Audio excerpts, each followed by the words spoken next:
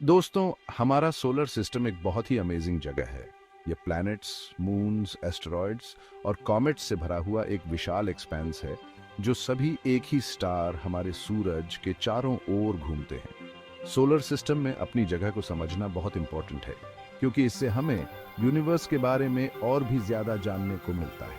इससे हम planetary systems के फॉर्मेशन और एवोल्यूशन को समझ पाते हैं। अपने सोलर सिस्टम को स्टडी करके हमें यह भी पता चलता है कि लाइफ कैसे एग्जिस्ट करती है। सोलर सिस्टम हमारे साइंटिस्ट के लिए एक कॉस्मिक लैबोरेटरी की तरह है। इससे हमें यूनिवर्स को गवर्न करने वाले फिजिक्स के बेसिक रूल्स समझ आते हैं। अपने सोलर सिस्टम के प्लैनेट्स और ऑब्जेक्ट्स को स्टडी करके हम अपने प्लैनेट के हिस्ट्री और कहीं और लाइफ की पॉसिबिलिटी के बारे में जान सकते हैं। हमारा सोलर सिस्टम बहुत ब्यूटीफुल और साइंटिफिकली वंडरफुल है।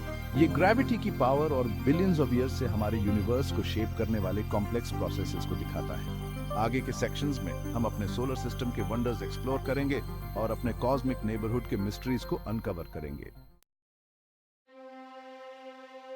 हमारे सोलर सिस्टम की कहानी लगभग 4.6 बिलियन ईयर्स पहले शुरू होती है। इसकी शुरुआत गैस और डस्ट के एक जायंट क्लाउड से हुई थी, जिसे नेबुला कहा जाता है।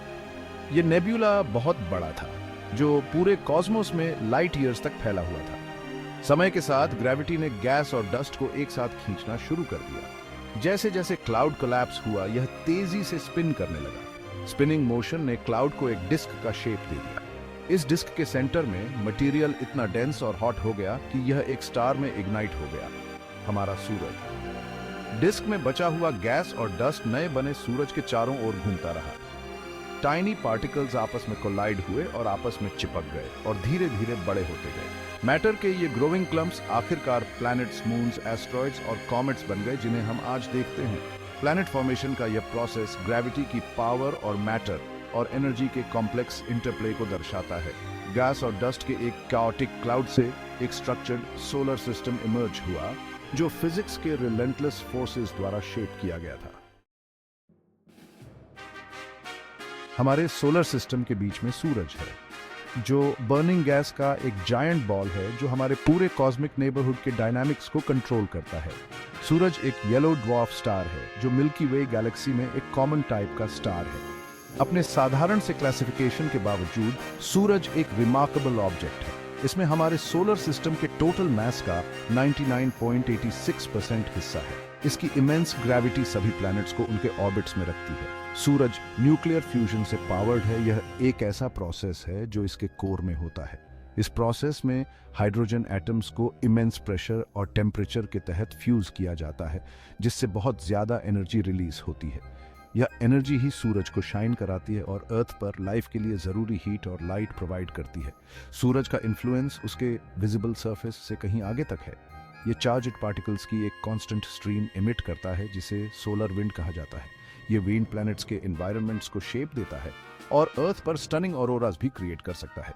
सूरज को समझना हमारे सोलर सिस्टम की नेचर और हमारे प्लैनेट पर लाइफ को सस्टेन करने वाले डेलिकेट बैलेंस को समझने के लिए बहुत जरूरी है। सेक्शन 4, मर्क्यूरी, एक जलता हुआ संसार। मर्क्यूरी हमारे सोलर सिस्टम का सबसे छोटा प्लैनेट है और सूरज के सबसे करीब है। ये अर्थ की तरह एक रॉकी प्लैनेट है, लेकिन सूरज से इसकी नजदीकी इसे एक बहुत ही अलग दुनिया बनाती है। मर्क्यूरी की सरफेस क्रेटर्स, प्लेन्स और क्लिफ्स का एक डेसोलेट लैंडस्केप ही है। यह कॉन्स्टेंटली सोलर रेडिएशन और माइक्रोमीटियोरॉइड से बॉम्बार्ड होता रहता है। सूरज के अपने क्लोज ऑर्बिट के कारण मर्क्यूरी एक्सट्रीम टेम्परेचर्स एक्सपीरियंस करता है।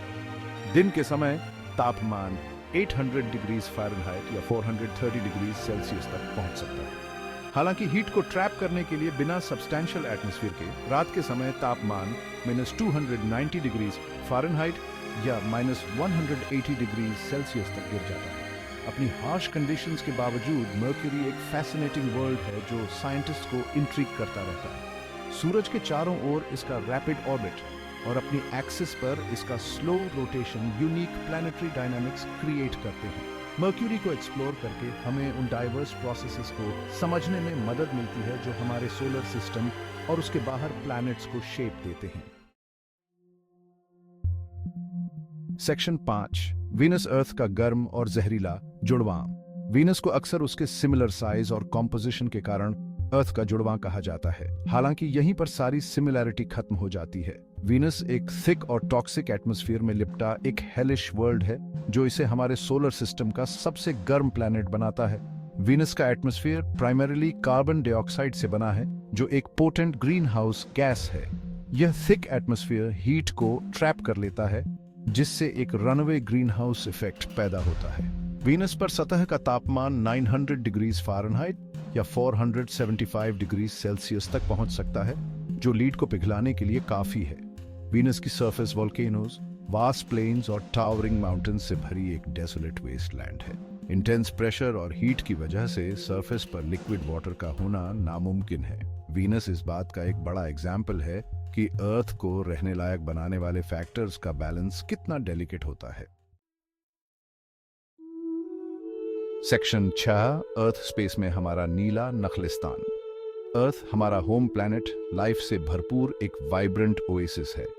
यह हमारे सोलर सिस्टम का एकमात्र ज्ञात प्लैनेट है जहां लाइफ है, और यह इसके लिए यूनिकली सूटेड है। अर्थ का एटमॉस्फेयर, जो प्राइमरीली नाइट्रोजन और ऑक्सीजन से बना है, हमें हार्मफुल सोलर रेडिएशन से बचाता है और हमारे प्लैनेट के टेम्परेचर को रेगुलेट करता है। लिक्विड वाटर, जो कि सभी नोन लाइफ के लिए एसेंशियल है, अर्थ की सरफेस पर अबंडेंस में मौजूद है। हमारे प्लैनेट का मॉडरेट टेम्परेचर और लिक्विड वाटर की मौजूदगी लाइफ फॉर्म्स की एक स्टनिंग डाइवर्सिटी के लिए एक हैबिटेबल एनवायरनमेंट क्रिएट करते हैं। अर्थ की यूनिक कैरेक्टरिस्टिक्स, जिसमें सूरज से इसकी दूरी, इसका एटमॉस्फेयर और इसका मैग्नेटिक फील्ड शामिल है, इसे कॉस्मोस में एक स्पेशल प्लेस बनाते हैं। फ्यूचर जनरेशंस के लिए हमारे प्लैनेट को प्रिजर्व करने के लिए इन फैक्टर्स के डेलिकेट बैलेंस को समझना बहुत जरूरी है। सेक्शन 7, मार्स लाल ग्रह का आकर्षण। मार्स सूरज से चौथा प्लैनेट सदियों से इंसानों की कल्पना को मोहित करता रहा है।